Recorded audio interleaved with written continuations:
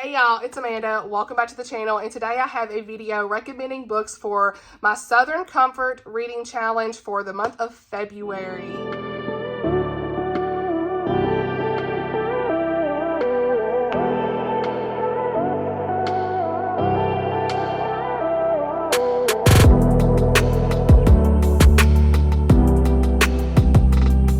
Y'all, so the prompt for February for my Southern Comfort Reading Challenge for this year, it's an annual long year reading challenge, is Sweet as Southern Tea, a book featuring a sweet food or drink. Now, I will say, I'm going to show you the ones I physically own today. I have a lot that are cozy mysteries I don't own, but I do have a video already that some of these will be a little bit of repeats, but check this out as well. It'll be linked as a resource for you guys in the description. Also, those books will be on the blog post that I link, and plus these will be as well, recommending, and just some of these I haven't read as well, so those shopping links will be there too for you guys if you're interested. But the video I did before was like books that have cooking, food, chefs, all of that stuff. A lot of those books would also count. I also have a cozy mystery book recommendation video that probably has several that you could look at as well. So anything really that you feel like counts, if it has a sweet food or drink, honey, count it, honey, it's fine. We fit in the prompts, but I wanted to at least do a video. I'm a little bit late, but better late than never. So if you still need a book to read in the month of February for the challenge, here, check these out. And my girl Tammy actually also did a video that I will link. I put it in my community tab already, but she did a video recommending books for several different reading challenges, and mine was one of them. So thank you, sister, for doing that. I really appreciate that resource. Her channel is The Protagonist Pub, in case you haven't checked that out yet. So without further ado, let's get into it. I'm going to try to be brief as possible, but brief is not in my vocab. So first we've got The Divine Proverb of Streusel by Sarah Brunsfold. Again, this is one I gave like a 3.5. I don't know if I rated it up to 4 or not, but I really enjoyed this one. This has so many good cooking elements and recipes and fun things. And this is about this girl who finds like a notebook that has a lot of her grandmother's recipes, I want to say. Yeah, her late grandmother's belongings. And Nikki finds an old notebook filled with handwritten German recipes and wise sayings. And so, of course, the sayings are pulled from the book of Proverbs, and that's why it says The Divine Proverb of Streusel. Perfect title for this synopsis. But she is really going through a hard time with her parents' divorce. And she's discouraged by a lot of stuff going on with her and her boyfriend. So you see kind of this journey that she goes through and finds a lot of wisdom from reading her grandmother's journal, and of course some great recipes as well. Really good one to read. Would be great for this prompt. Then we have got How Sweet It Is, a Deep Haven novel. The Fox Family series by Andrea Christensen. And of course, it says a bakery. I've never read anything about this author or this series, but if it's got a bakery, it's going to count, right? That's a definite yes, it counts. But this has Robin Fox and Sammy Johnson. So Robin is living her dreams working in a gourmet bakery in Paris. Her dream job unfortunately crumbles. She finds herself back home in Deep Haven, Minnesota, caring for her grandparents' rundown bakery while they're away. She vows that when they return in 6 weeks, she is going to trade this ordinary life for the one she left behind. However, we've got Sammy, and he can't get a break. And in the 2 years since his terrible accident, he's still trying to find his footing. Maybe he needs to leave Deep Haven or not. Because when his high school friend, Robin, aka the unrequited love, shows back up, he has a reason to stay. It sounds good. It's just not been on my radar yet to pick it up. Again, we love shopping our shelves, and this is definitely one I want to get. Look at that watercolor, though. It's my favorite. So, Tea with Elephants. Perfect for the prompt. Tea with Elephants by Robin Jones Gunn. Obviously, we've got tea on the cover. Love this story so much. She has another book in this series coming out later this year. I'm looking forward to that. But this was all about these two friends who travel to Africa, and you see their journey and their friendship and the things that they go through in their marriages and just lives in general. And they have a lot of emotional baggage. Great friendship story. Wonderful friendship story. And a great travel story to Africa. Highly recommend. You guys, it's super good.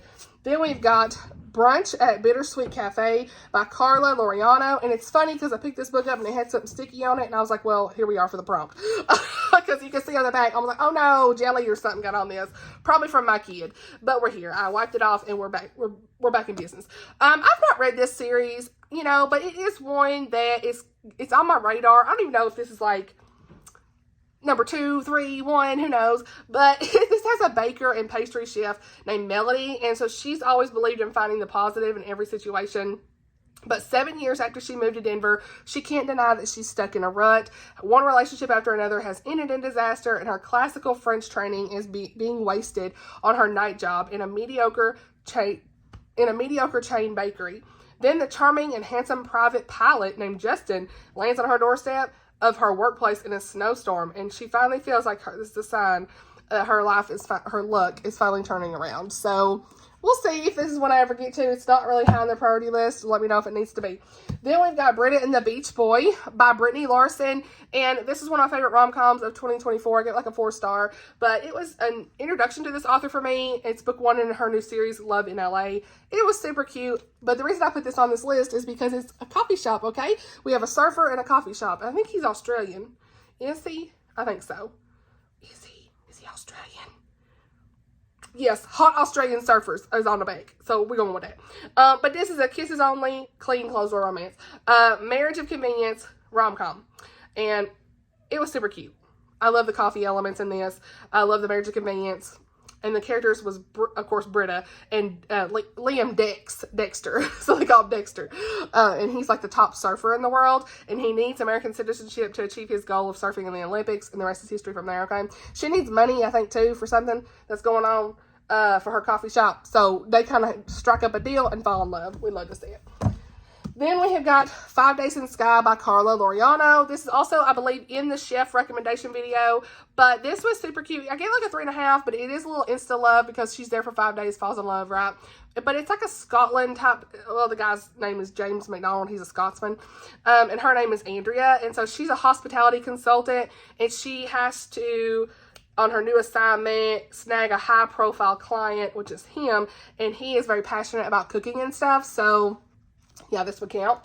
Then we've got Of Literature and Lattes by Catherine Ray. Now, I don't know if you have, somebody tell me, put it in the comments.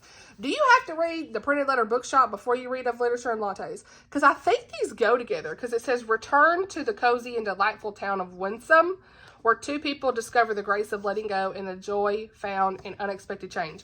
I don't know, but I had to put it on here. So, you know, if y'all want to check out this series, you know, just look into it. But Of Literature and Lattes, because there's lattes, sweet drink, come on. But this says, Alyssa has fled her hometown 3 years ago. She never planned to come back. Silicon Valley startup.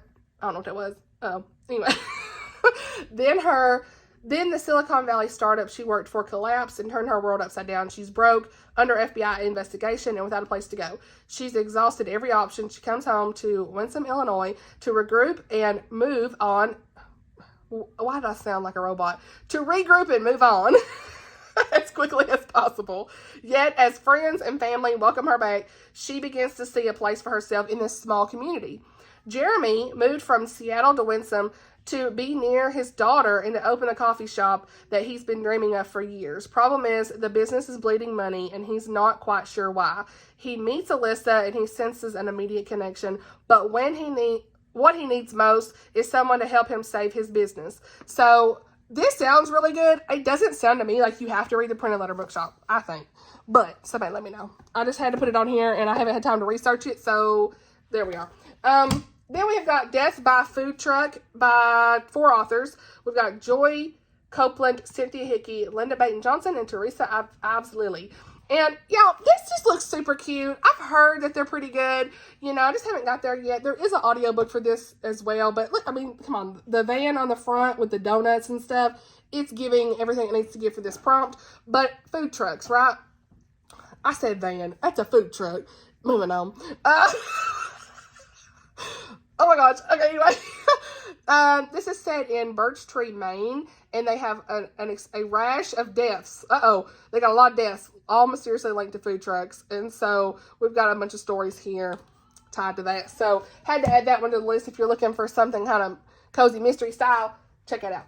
I have to put this on the list. This was not, I hadn't read this at the time I did the recommendation video, so this is a new one.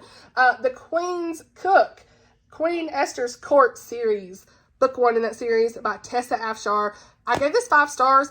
Compared to her other books, I would say this is like number 4. I read 4 of her books, and if I had to rank them, I would say Land of Silence, Pearl in the Sand, Jewel of the Nile, and then The Queen's Cook. I think so. But still, really good. If I was to rate it today, it might be more like a 4 to 4.5. But it was still a really good story. This one is all about Roxana. And so she is really like wanting to support her family. She's desperate at this point. And so she approaches the royal physician, Aiden, the man whose kind eyes haunt her. We love these descriptions. And she seeks his help to basically find employment in Queen Esther's court in the kitchen. And so you see a lot of recipes and cooking and fun things like that. And it was just really good to see during that biblical time of what it could have been like in Queen Esther's court. So I really enjoyed this one. Then we've got one that is one I've not read, The Sweet Life by Suzanne Woods Fisher. I did recently read, my first book by her was like her Flowers novella collection that I unhauled. It wasn't a favorite, but you know, it's okay. That was a bunch of novellas that was very disjointed to me. This one is a full novel, so hopefully I like this better. Let me know if you've read this. But this says, Summer on Cape Cod, a place where the sweet life just might be possible. So we got Dawn Dixon, who cannot believe she's on a groomless honeymoon on beautiful Cape Cod with her mother. Honey, the drama already.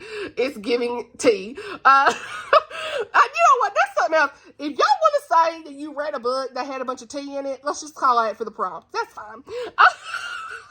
I am not policing the board. Okay, she was supposed to be here with Kevin, the man she loves. Still, Mom was the right choice. Dawn's heart may have been broken, but Marnie Dixon is in need of mending as well.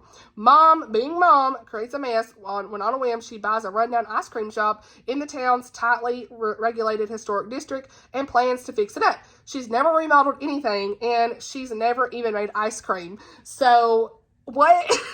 We've got some mess. Dawn knows she has to stay and fix this fiasco. I sound like I'm like trying to be professional or something. Fancy. Fiasco. What am I saying? Fiasco, honey. My southern needs to pop back in. But her mother's money pit. Wait, what? But her money. Oh my gosh. But her mother's money pit ice cream shop may have created a chance for a happy ending. One Dawn could not have expected. Got through it. Let's just finish the synopsis, honey. Okay, now I've got a couple that I've not read, and they sound good. I've heard good things, okay? These are fun, cozy mysteries, okay? A Shake Shop Mystery, Pint of No Return, is the first book in the series by Dana Mentink. I want to say she's a Christian author. And then the second one is A Sprinkle in Time by Dana Mentink. Duh, that's her same author. What am I saying? A Shake Shop Mystery series, honey. That's what this is. I won't read the synopsis of the second one, but these covers are giving everything it needs to for the prompt because we got sweet food, okay? But a murder upends everything in one fell scoop. After her divorce from her 3 times married embezzler husband, oh, okay, we got some drama. Trinidad Jones is finally ready for a fresh start. Her ex deeds her a storefront in Oregon, and she decides to pack up her dog, cash in the settlement, and open her dream business, the Shimmy and Shake Shop, unleashing her monster freak shakes on the dessert-loving world. It's a sticky situation since the other two ex-wives also call Sprocket home, but Trinidad's life seems to be churning along nonetheless. That is, until she discovers her neighbor, the Popcorn King, head down in a giant popcorn kettle. Uh-oh, we got some mess. When one of Trinidad's fellow ex-wives is accused of the murder, and, okay, we shopping our shelves. I ain't read the synopsis. Oh my goodness. Oh, mayhem ensues. We got some mess. I need to know. This is super short too. 250 pages. Okay. That'd be a good one. Then we've got When in Rome by Sarah Adams. Okay. Now, her newer stuff does not interest me whatsoever because she started including spicy scenes in her books. I don't care if you can skip the chapter. I don't really want to read them. Because not only that, a lot of her like innuendos and dialogue I've heard is just a bit messy at best. Just like poking fun at things that I don't personally care for. But When in Rome was an older one and it was super good. I gave this one like a 4-star. And obviously you can tell they're baking, okay, from the cover. It's super cute, honestly. But this is Amelia and Noah, okay? So her car breaks down, and so she is known as Ray Rose to her fans. So she's like a princess of pop, okay? Kind of got another like famous person thing going on here. And so she's inspired by the Audrey Hepburn film Roman holiday. And so she drives off in the middle of the night to Rome, Kentucky. Okay, we got a southern setting, so that's fun. But Noah finds her on the front lawn, oh my gosh, in her broken down car, and he makes it clear he doesn't have time or patience for celebrity problems. Like, he doesn't really want anything to do with her because he knows she is a celebrity and stuff. But he's too busy running the pie shop his grandmother left him and reminding his nosy and lovable neighbors to mind their own business. Yeah. It's just like, there's a lot going on in this. I think she stays with him and he sees a different side of her and stuff. And it's closed door romance. It does have some language, just be aware of that. But I had a good time when I read it, you know. So, yeah. Or left, okay? Easy as pie. Now, I honestly have not read this, but with the word pie in the title, can this count? Because I'm just trying. Karina Taylor. This is in the Sweater Weather series. And like I said, I've never read this author, never read this book, but it's giving if it's a prompt. My best friend is back in town, and I refuse to let my pesky attraction to him ruin our friendship. So, Trip and what was her? See, this is got the word I in it. I need to know her name. Hazel. Trip and Hazel is the character's names, and so they've been best friends and since middle school. And he moved away to go to medical school and become a doctor. So we got a doctor, obviously you can tell from the front, doctor character. They've been keeping up by texting and funny reels. I'm dead. TikToks, and reels. Okay. She has a rule for herself, though, to protect their friendship at all costs. So he moves back to town. She cannot ignore the attraction and all this stuff. She's trying to, like, keep that, you know, just be friends thing. And maybe some things have changed for him, too. She's like, maybe I'm imagining the long stares, the lingering touches, or flimsy excuses to spend time together. And when Trip asked me how to show him how I like to kiss, honey, what? We got some stuff. What is this? Girl, I need to read this. It's clean closed door, they say, but I need the laughs, okay? But anyway, I picked Easy as Pie because I think I saw some food descriptions when I was going through here. If you want to read it, I'll let you count it because it's got the word pie in the title. Okay, now, By Phony Valentine by Courtney Walsh is perfect for this month. Perfect, okay? One of my favorite rom-coms of the year. She's a chef, so it counts. Okay, we've got a hockey romance. Let's go. His name's Dallas. Her name's Poppy. And I love this. It's a fake dating romance. Meddling grandmother, manager, they jump in and they see a win-win, oh my gosh, I can't say, win-win solution for the failing restaurant that she's got going on in his less than stellar reputation. And that's all we need to know, okay? Full-fledged fake romance ensues, and they fall in love, and it's beautiful. So, one of my favorites. Then we've got Rocky Road. And again, it's for the title, because guess what? Oh, honey, my rings are saying I've done hand exercise from this video. Moving on. Rocky Road, Becky Wade. The reason I picked this is because Rocky Road is ice cream, and there is ice cream mentioned in this, so of course it counts. This is in the Sons of Scandal romance series, and book one is, of course, Memory Lane. We'll pull that out right here, honey, because we're right here. Memory Lane is book one. And look, this book, these are not my, so I would say that this series is like a 4-star series for me, 3.5 to 4 stars. But I've really enjoyed the books. They're great, clean romances. Highly recommend. A lot of you all love them. They're fun. It's hard to compare to the Misty River series. This is my favorite series of hers of all time. So I think I'm always like trying to find that next 5-star from her. But I still love her books. They are phenomenal. I cannot wait for the 3rd book of the series. I'm going to read it this month. But dude who's an FBI agent and Gemma, no, names. It's been a while. I read this last year. But anyway, she has like a perfume shop, right? You would think she has an ice cream shop, but she has a perfume shop, okay? He has a boyfriend technically already, and I think that was part of my hiccup with this story. However, she breaks it off at least by the time I wanted her to. They don't really have, you can kind of tell they don't have anything in common. Like, he don't even live there. You can tell they're not really like into each other anymore and they need to end it. They just haven't. So yeah, I don't love that trope. So I think this is why this is more like a 3.5 to 4.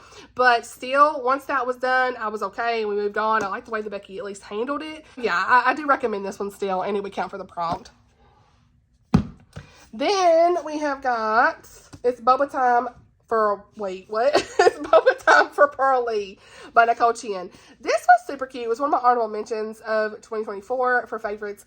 Good middle grade story. We got middle grade March coming up, so if you want to get a head start on that early, pick this one up. We've got tons of boba tea. It's perfect for this prompt. And this young girl, Pearly, obviously, she learned so much about business and marketing and Etsy shops and fun things. She crafts these amigurumi dolls, and she really wants to just like do what she loves to do. And it's just got that perfect story of do what you love ingrained in this. She's wanting to help the local boba tea shop. It's a good time. One of my favorites. And so, yeah, that's everything physically that I have to recommend. I do have a lot more that I can like put in the blog post. I've already started the blog post. There's a lot of cozy mysteries, like Live and Let Child would count. Valerie Burns has Murder is a Piece of Cake or something like that. I don't remember if that's book 2 or 3, but she's got like one of her fun cozy mystery series that's going to be in there. There's a lot of cozy mysteries in there. I can't remember everything that I have in the blog post, but just check out the resource that I have down below. I hope you enjoyed this video. Let me know what you're going to read for the prompt this month. You can find something from this video if you're still looking for something. I don't know. I just kind of want to do these each month whenever I have time. I almost just didn't do this video, but we're here. I actually made myself be able to get here and do it. I'm filming a few videos right now today. And I got to do my wrap up still. So I've already done, this is the second video I've done today, and now we're going to get to another one, and so that'll be success in my book. So I hope you enjoyed the video. Let's chit chat below in the comments. Let me know what you plan to read for the prompt. Thank you so much for watching, and I'll see y'all in the next video. Bye, y'all.